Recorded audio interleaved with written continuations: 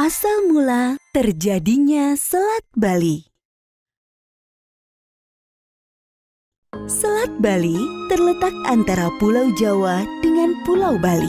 Selat ini memiliki lalu lintas yang padat karena merupakan penghubung antara Pulau Jawa dengan Bali. Setiap hari kapal-kapal feri berukuran besar melintasi Selat Bali. Tidak hanya wisatawan yang melewati selat ini, tetapi juga kalangan pekerja dari Jawa yang bekerja di Pulau Bali. Pada awalnya Pulau Jawa dan Bali menjadi satu. Ketika itu belum ada selat yang memisahkan Jawa dan Bali. Nah, bagaimanakah terbentuknya Selat Bali? Simaklah cerita berikut ini. Pada zaman dahulu, di kerajaan Daha, hiduplah seorang Brahmana sakti bernama Sidi Mantra. Batara Guru memberikan hadiah emas permata kepada Sidi Mantra karena kesaktiannya. Sidi Mantra menikah dengan seorang perempuan cantik dan memiliki anak laki-laki sematawayang yang bernama Manik Angker. Manik Angker tumbuh menjadi pemuda gagah dan pandai. Sayangnya, Manik Angker memiliki sifat buruk suka berjudi. Manik Angker sering kalah dalam judi, sehingga uangnya pun habis. Akhirnya Manik Angker mencuri uang ayahnya untuk berjudi. Manik Angker kembali berjudi dengan uang curian dari ayahnya. Manik Angker selalu kalah dalam berjudi. Namun dia tidak jerah. Manik Angker mencuri uang ayahnya sampai habis. Sidi Mantra terkejut melihat kotak perhiasannya kosong. Hah? Kemana uang-uangku? Tiba-tiba Manik Angker datang menemui Sidi Mantra. Ayah, tolong aku. Aku punya banyak hutang judi dan aku tidak bisa membayarnya lagi, Ayah. Tapi uang ayah sudah habis. Ayah tidak punya uang lagi. Tolonglah aku, Ayah. Kalau aku tidak bisa membayar hutang, mereka akan membunuhku, Ayah. Sidi Mantra kemudian bersemedi untuk memohon petunjuk para dewa. Hai Sidi Mantra, di kawah Gunung Agung terdapat harta karun yang dijaga seekor naga bernama Besuki. Temuilah naga tersebut dan mintalah sedikit hartanya. Sidi Mantra akhirnya memutuskan untuk menemui naga Besuki. Sidi Mantra berjalan melalui hutan yang dihuni banyak binatang buas dan hantu. Sampailah Sidi Mantra di kawah Gunung Agung. Sidi Mantra membunyikan gentah dan memanggil naga Besuki. Hai naga yang baik hati, kedatanganku adalah untuk meminta bantuanmu. Hai manusia, apa yang kamu inginkan? Aku bermaksud untuk meminta sedikit hartamu untuk membayar hutang judi anakku. Kuberikan emas ini padamu. Katakan pada anakmu untuk menggunakannya secara bijak. Terima kasih naga Besuki. Para dewa akan membalas kebaikanmu. Sampai di rumah, Sidi Mantra memberikan uang emas kepada Manik Angker. Jangan kau habiskan uang ini untuk berjudi, nak. Iya, Ayah, tenang saja. Uang ini tidak akan aku gunakan untuk berjudi. Namun Manik Angker berbohong dan kembali berjudi sampai uang emas tersebut habis. Tak lama Manik Angker menemui ayahnya untuk meminta uang lagi. Maafkan ayah, nak. Sekarang ayah tidak bisa membantumu lagi. Manik Angker kemudian pergi dengan rasa kecewa. Di tengah jalan, Manik Angker bertemu dengan temannya. Ayahmu itu mendapatkan uang emas dari naga yang tinggal di kawah Gunung Agung. Naga tersebut akan keluar dengan suara genta milik ayahmu. Lalu Manik Angker pulang ke rumah. Manik Angker mengendap-endap mengambil genta ayahnya. Manik Angker masuk hutan menuju ke kawah Gunung Agung. Sebenarnya Manik Angker sangat ketakutan bertemu hantu dan binatang buas. Tetapi Manik Angker sudah bertekad untuk bertemu dengan naga Besuki. Akhirnya Manik Angker sampai di kawah Gunung Agung dan dia membunyikan genta. Maka naga besuki keluar dari dalam kawah. Manik Angker menggigil ketakutan. Apa yang kamu inginkan? Aku disuruh ayahku meminta sebagian dari emasmu. Naga besuki bisa mengetahui bahwa Manik Angker sedang berbohong. Sambil marah, naga besuki kemudian menggoyang-goyangkan badannya dan beberapa keping emas berjatuhan. Bawalah keping emas itu dan jangan datang ke sini lagi.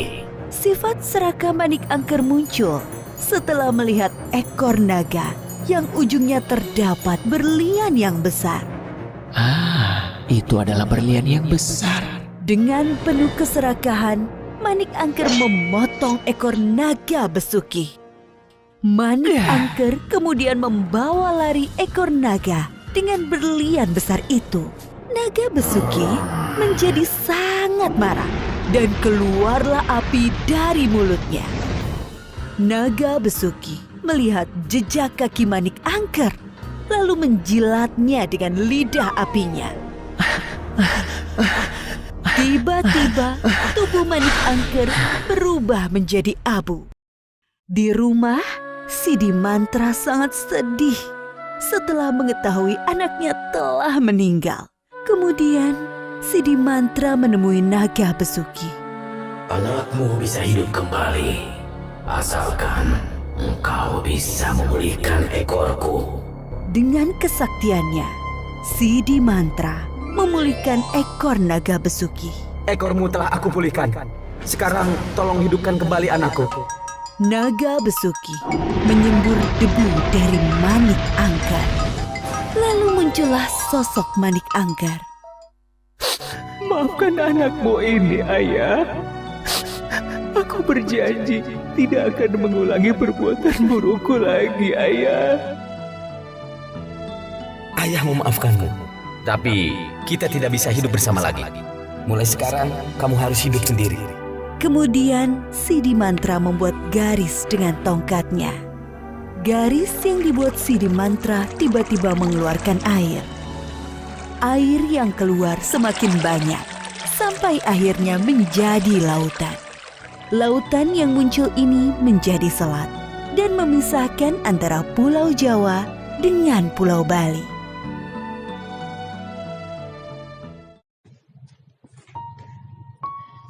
Halo anak-anak, kembali lagi bersama Ibu di channel kita, Ageng Istri di Jurnal. Di awal, kita sudah menyaksikan bersama cerita yang berjudul Asal Mula Terjadinya Selat Bali, yang saya adaptasi dari channel YouTube Dongeng Kita. Di video kali ini, kita akan belajar bahasa Indonesia tentang teks cerita fantasi.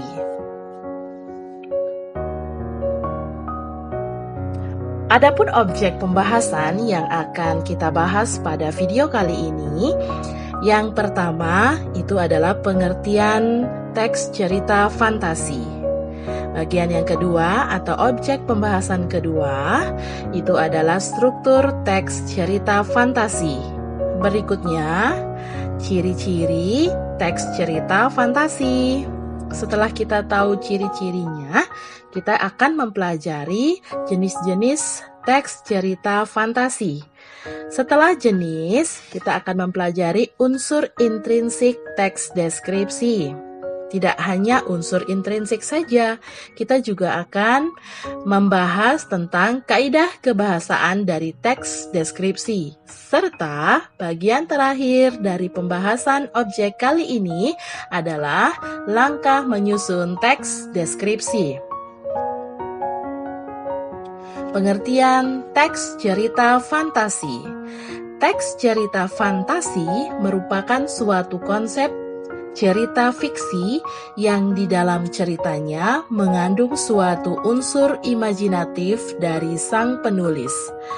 Dalam cerita fantasi tersebut, kejadiannya sangat tidak mungkin bisa terjadi di dunia nyata dan akan terlihat biasa saja. Baik itu dari segi latar, tokoh atau dari kejadian yang ada di dalam cerita teks fantasi murni, karangan dari sang penulis. Tujuan dari teks cerita fantasi membuat sang pembaca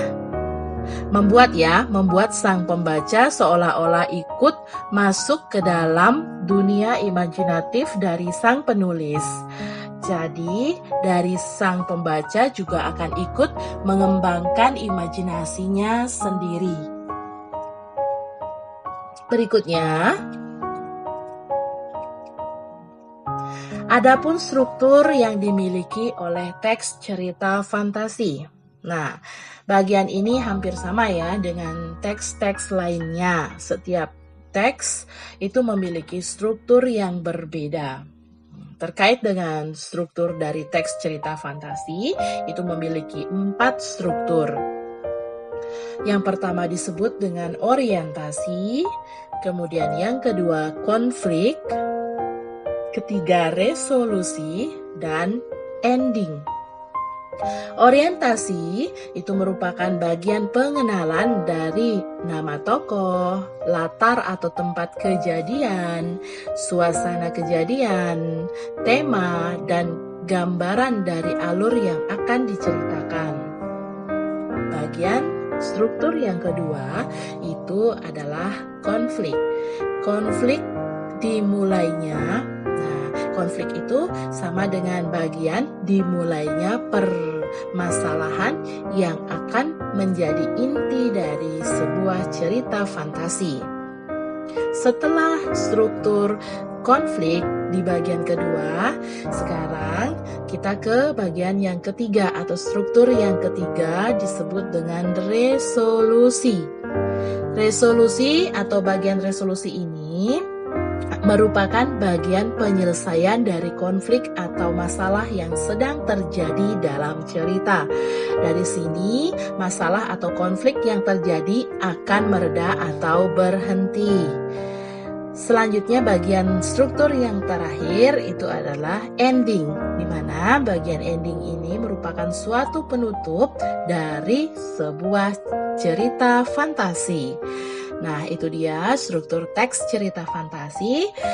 Ibu pertegas ya. Yang pertama ada orientasi, kemudian ada konflik, selanjutnya ada resolusi, dan bagian terakhir ending. Kita ke ciri yang dimiliki oleh teks cerita fantasi. Ada beberapa ciri yang dimiliki oleh teks cerita fantasi itu sendiri.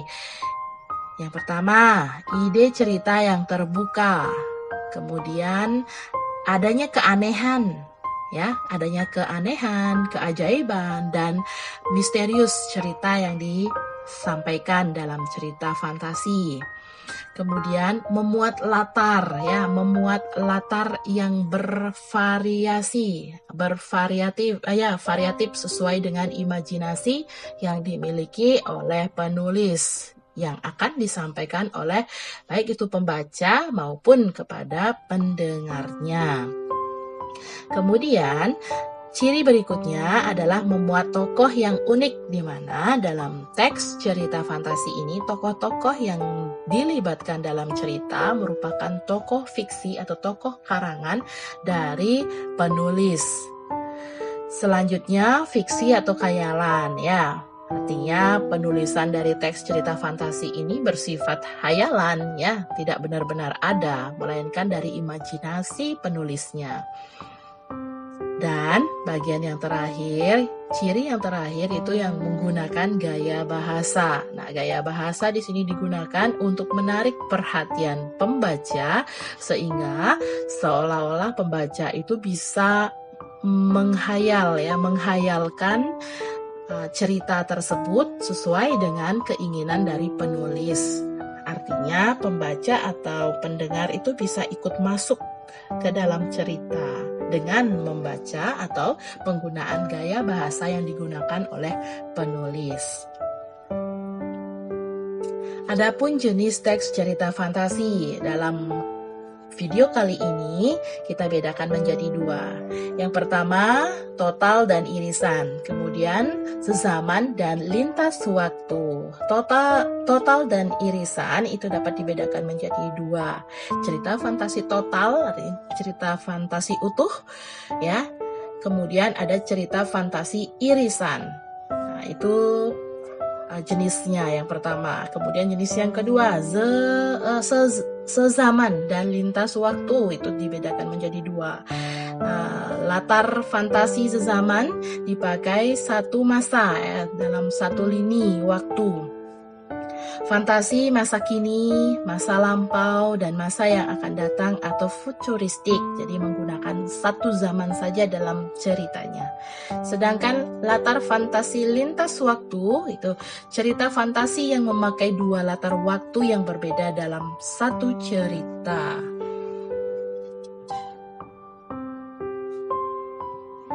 Selanjutnya, unsur yang dimiliki dalam teks cerita fantasi. Nah, seperti yang kita ketahui, dalam teks cerita fantasi itu memuat dua unsur ya. Ada yang disebut dengan unsur intrinsik dan sebenarnya ada yang disebut dengan unsur ekstrinsik.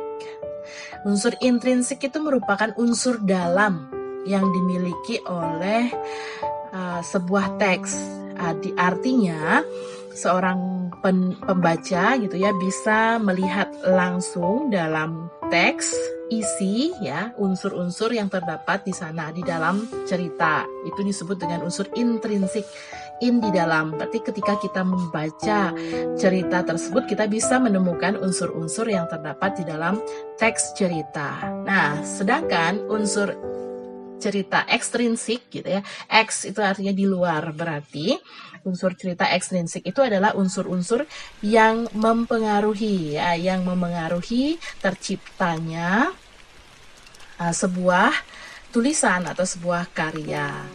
Nah, adapun unsur intrinsik yang terdapat dalam teks cerita fantasi, yang pertama itu adalah tema. Merupakan ide yang paling mendasar dan menjadi acuan untuk mengembangkan suatu cerita. Kemudian unsur kedua itu ada alur. Nah, alur ini merupakan jalan cerita yang berupa peristiwa-peristiwa yang tersusun dan saling berkaitan satu sama lain. Unsur ketiga itu ada tokoh dan penokohan, merupakan karakter dari pemeran atau pelaku di dalam suatu cerita. Selanjutnya latar, merupakan tempat, waktu, serta suasana yang menjadi latar belakang suatu cerita. Unsur berikutnya ada sudut pandang. Sudut pandang ini merupakan posisi pengarang dalam membawakan suatu cerita. Yang terakhir itu ada amanat. Amanat ini merupakan pesan yang ingin disampaikan oleh pengarang ya, yang ada di dalam cerita untuk pembaca gitu ya. Selanjutnya kita ke kaidah kebahasaan teks cerita fantasi. Dan untuk kaidah kebahasaan yang digunakan dalam teks cerita fantasi itu menggunakan kata ganti dan nama orang sebagai sudut pandang penceritaan. Kemudian menggunakan kata yang menyerap panca indera ya dalam deskripsi latar, baik itu latar tempat, waktu, dan suasana. Selanjutnya menggunakan pilihan kata dengan makna kias dan makna khusus. Kemudian kata sambung penanda urutan waktu juga digunakan dalam kaidah kebahasaan teks cerita fantasi. Kemudian penggunaan kata atau ungkapan keterkejutan. Nah, ini digunakan untuk lebih meyakinkan pembaca atau pendengar ya, berkaitan dengan karya teks atau tulisan itu sendiri, dan penggunaan dialog atau kalimat langsung dalam cerita. Jadi lebih menekankan supaya lebih ekspresif, supaya teks itu lebih hidup. Di dalam teks itu sendiri menggunakan dialog atau kalimat langsung. Bagian yang terakhir sih. Nah, adapun langkah-langkah penyusunan teks cerita fantasi kali ini itu ada 5 ya, saya menulisnya ada 5 langkah. Hampir mirip ya dengan teks cerita deskriptif kemarin di video sebelumnya. Yang pertama, kita memilih topik atau ini ya menjadi dasar penceritaan, yaitu menentukan ide awal terlebih dahulu. Kira-kira apa nih yang mau kita tulis?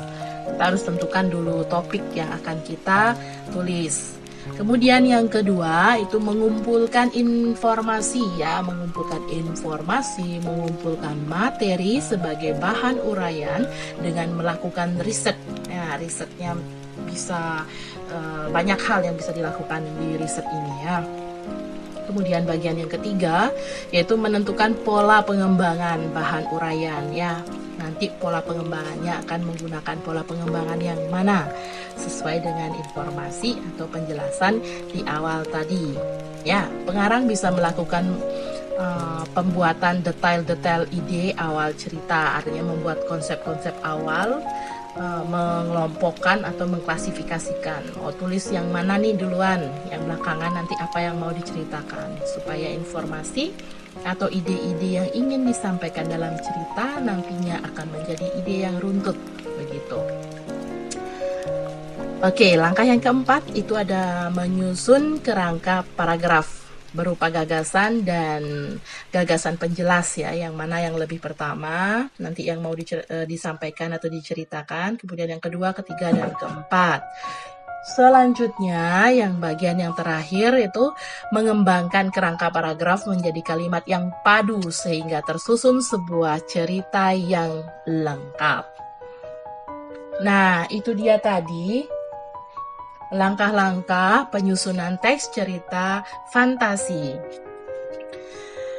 Nah, semoga dengan materi yang sudah tadi saya bacakan, yang sudah saya sampaikan, bisa menambah wawasan adik-adik semua, ya, anak-anak semua, untuk belajar menulis teks cerita fantasi. Oke, itu tadi cerita imajinatif dan materi teks imajinatif ya, sama dengan teks fantasi. Semoga membantu selama proses belajar di rumah. Salam sehat dan sampai jumpa di tayangan video pembelajaran selanjutnya. Dadah!